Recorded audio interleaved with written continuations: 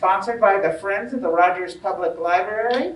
I know you're all going to want to spend most of your time working on the project that you're going to learn how to do today, so I'm not going to talk very long. I just want to thank you all for coming. Well, welcome everybody. It's nice to see you. And I'm Laurel Arnaldez, and my friend Kathy, and my friend Kathy. And we are friends. We've known each other for probably close to 37 years at least, and have been making lace together for a long time. And we tat, we do needle lace, we do bobbin lace, we do about anything with thread that we can figure out how to do. So we just have a lot of fun with that. So today what I'm going to do is about, for the first 15 minutes, just tell you a little bit about the history of lace, the romance of lace, and then at about a quarter after, we're going to stop and start working, because I want you all to go home with a piece of lace that you have made yourself.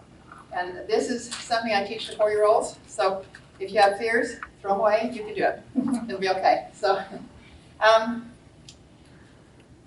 bobbin lace is, if you talk about lace in old times, what you're going to find is this cord that I have, that I'm tying myself up with. These are laces, okay?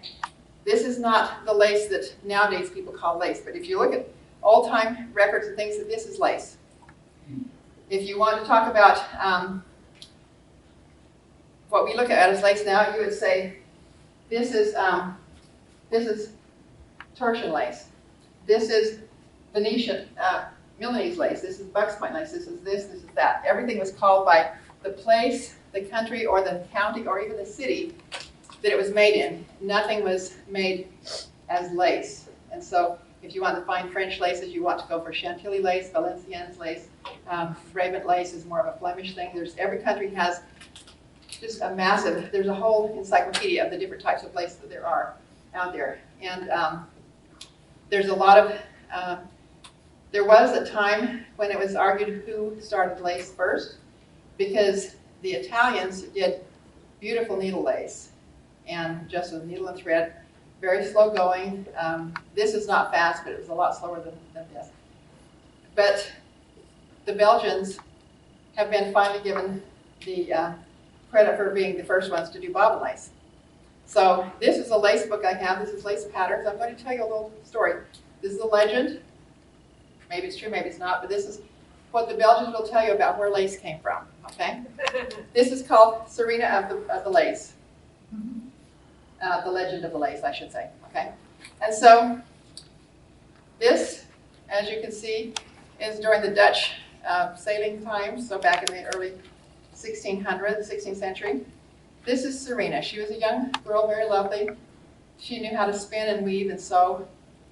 And she lived alone with her mother, who was ailing, and she had no father. So Serena had to take care of her mother and herself. Serena had a young man that she was in love with desperately, and he was in love with her, and they wanted to marry. And she had a little pride. She could not marry him knowing that he would be burdened with her and her mother. And he didn't have the kind of money that he could take care of both of them without being a very serious problem. So she went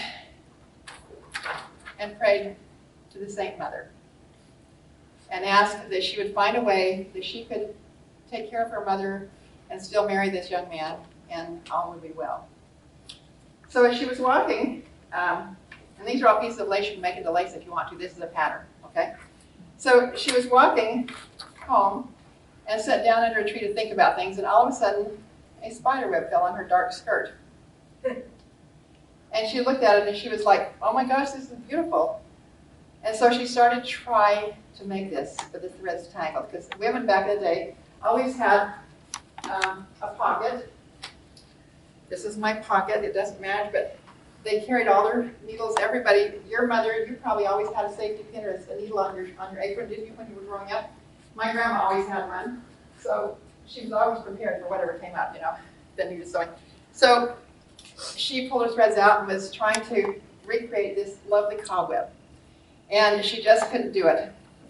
So her boyfriend happened to be coming along, and he saw this, and he said, oh, and so he pulled out his knife and started whittling twigs off the tree. And she wrapped the threads around the twigs and was able to recreate the cobweb. There. And that's how bobbin lace began. she was able to start making lace at home on a form, which we call a pillow. And she was able to sell it to the ladies in town who had the money, and was able to marry her sweetheart, and all was well. That's one of the best romantic stories of lace that we have. Serena was the young lady, and that's where the Belgians said bobbin lace came from. And you'll see a lot of times this is a classic painting from, I think, Rembrandt. I didn't look up the name of which artist it was, but he was the one that went around and painted portraits of everyday scenes. And so they know that this was a common thing by that time. And so you'll see people, the young ladies making lace and stuff. So this is another way that they found out that they kind of gauged whether something had been in usage for a time and everything. So in 1559, there was a book published, the first book besides the Bible that was written for women. Because the only book that women could have at that time was the Bible, officially. This book was called Le Pompe, and it was published in 1559, and it was just patterns of lace. Now, they were woodcut patterns, so they weren't nice and neat like this, so you could really see what you were doing. You had to kind of guess a lot, and it was mostly a braided lace rather than these fine laces you see now. But that was kind of when lace started really getting into serious business. By that time, we have records clear back in Columbus's time in the 1400s, where people had laces in their, when they were doing their inventories after they died, and they had all this stuff they'd have to go through to send on to the families or whatever. They have records of two sisters in Spain, in Italy, that had laces, not these laces, but they were called by the name of the country, and I haven't been able to locate that. I have a book in my barn that I haven't got back to. I just moved back into the country after a couple of years, and I haven't got everything back together. But the story is, but they have, the needle lace was attributed to the Italians. The Belgian lace, the bobbin lace was attributed to the Belgians.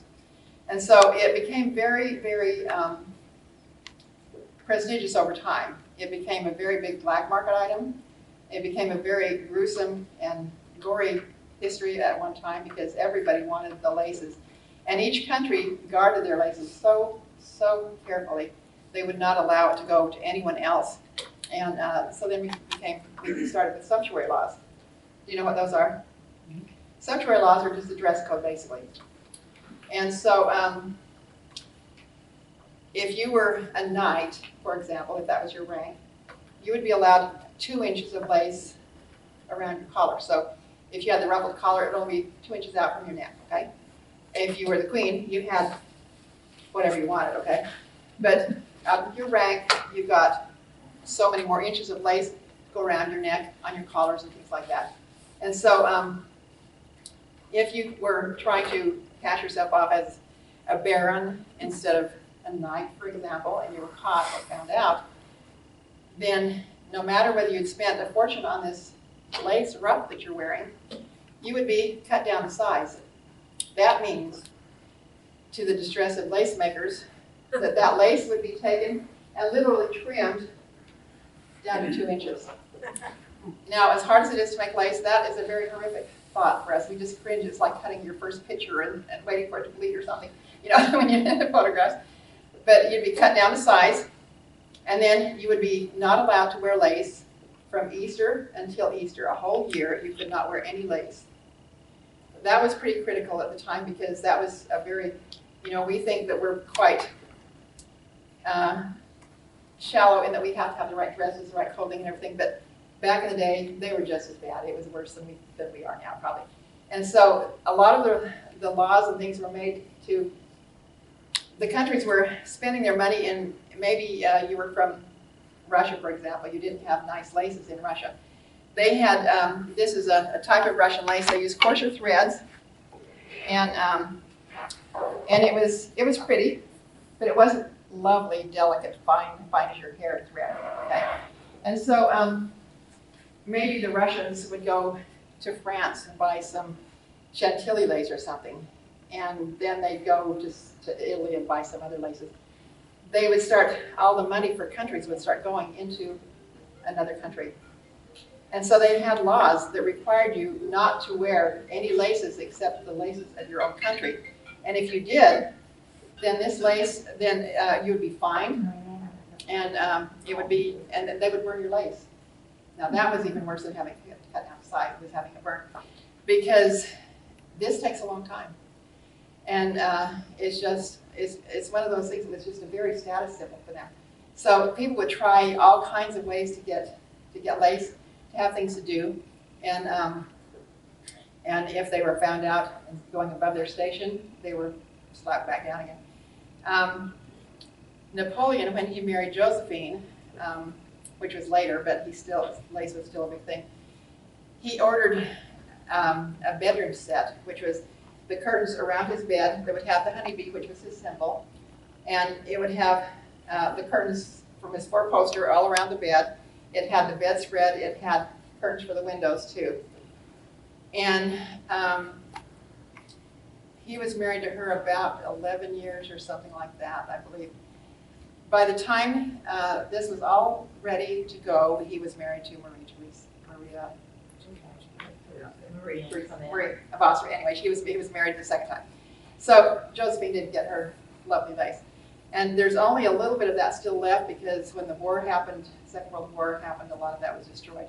So if you get a chance to go to any of the countries that have lace in their museums, it's worth going and taking a look at it. It's just marvelous.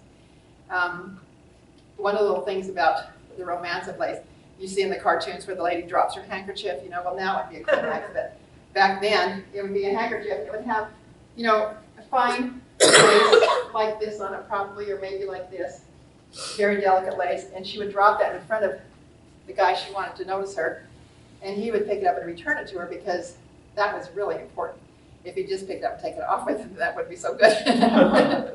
But that was one of the little miles that they did.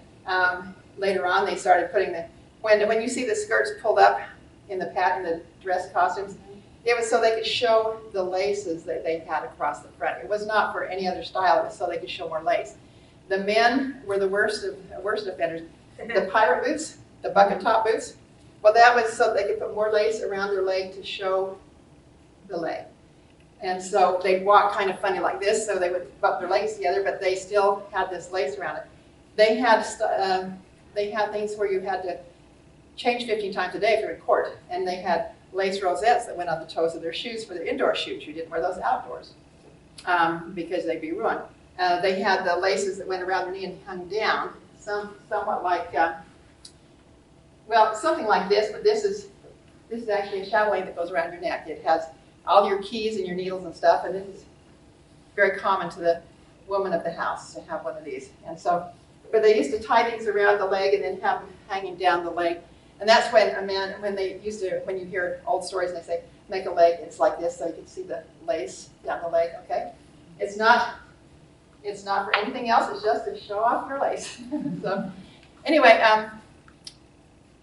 it's nearly 15 after. I want you to start with this. I'm going to put some instructions up on the board here, because I was going to do a PowerPoint, but we have to come back and forth so you can keep referring back to it.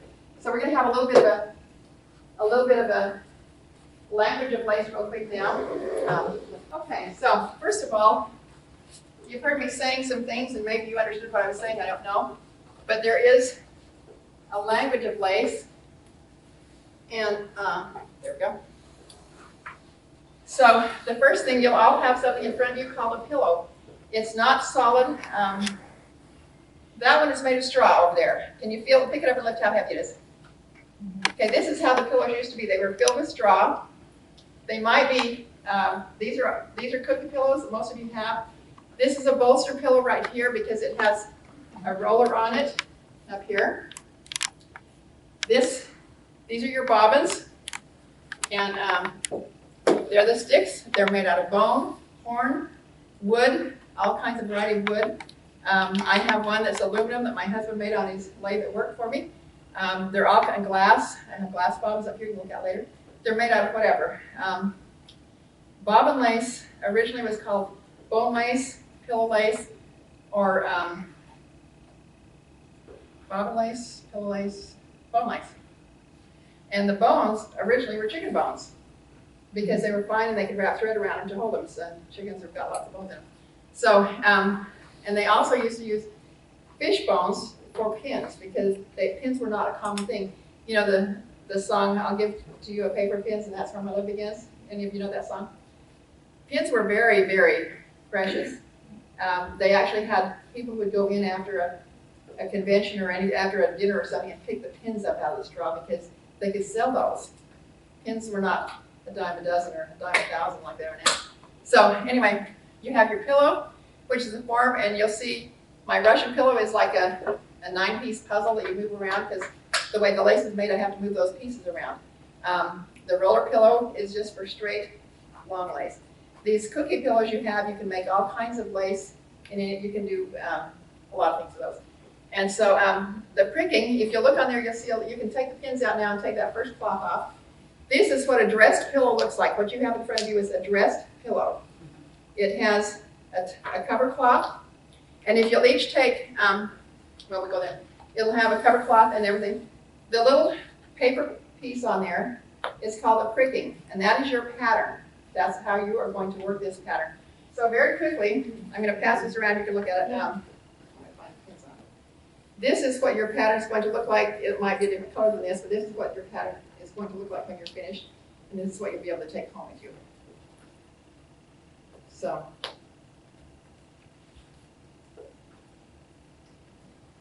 Okay, so this is the pattern.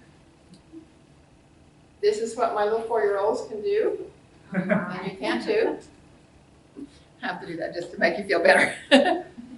So it's going to have, and the reason we're doing this pattern is so that you can tell instantly if you have made a mistake and fix it before you get to the pattern. Okay?